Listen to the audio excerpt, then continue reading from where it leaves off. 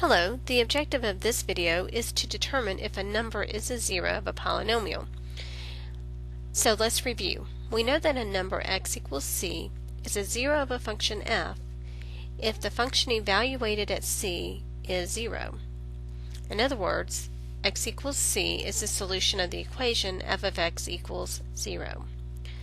So that tells us there's really two ways we can determine if a number c is a zero of a function f. We can evaluate the function at c, just like we said, and if we get 0, then we know we have a 0. We can also divide f of x by x minus c. It's kind of what we were talking about earlier, that if we have a factor, then it has to divide evenly, right? And we know that if a 0 exists, then that x minus c is a factor of the polynomial. So if we divide f of x by x minus c and find that the remainder is 0, then we know we have a 0 of the function. So let me illustrate with this example. If we want to show that x equals -4 is the solution of x cubed minus 28x minus 48, we can divide. Now, pay attention here that we're missing the x squared term, so we need to put in a placeholder for that.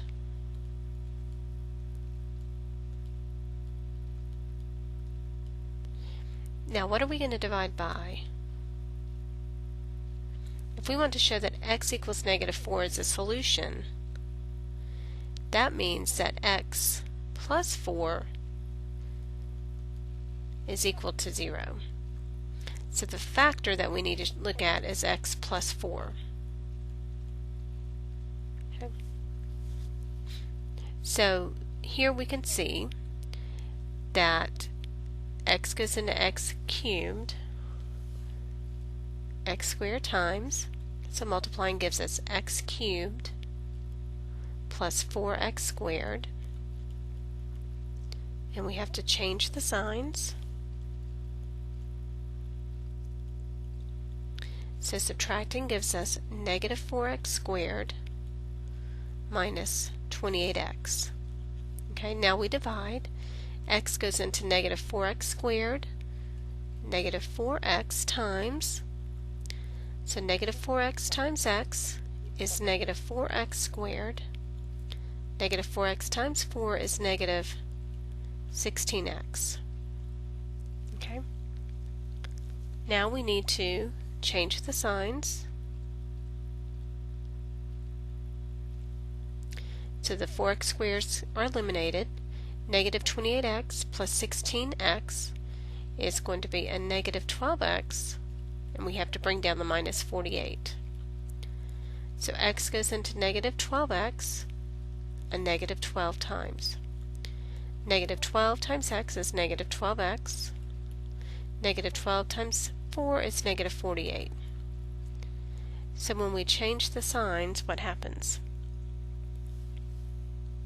Yeah, we get a remainder of 0 because there's nothing left after we subtract. So that shows that x plus 4 is a factor, which means that x equals -4 is a solution of this polynomial. So something really interesting results from this, and it's called the remainder theorem. It says that if a polynomial f of x is divided by x minus k, the remainder is r, which is equal to f of k. In other words, if I had plugged in the -4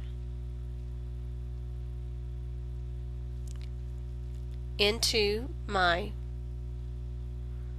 polynomial function, if I call that f of x, well, we knew that to be true, right? We know f of -4 is going to be 0 if it is indeed a 0, that function.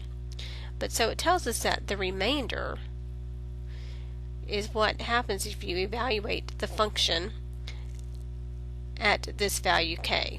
And you have to use the opposite of it, since it's really, when you solve the equation, you have to do the opposite to take it over to see what it's equal to. So like for instance, if we had said x equals -3, and we divided it by that, and whatever the remainder is down here is what f of -3 would be if we plugged it in. So it's Just kind of an interesting little fact. So the main thing though is to know how to determine if a number is a 0. So if x equals c is a 0, then you can divide by x minus c and show that the remainder is 0. Then you know that you have a 0 of the polynomial.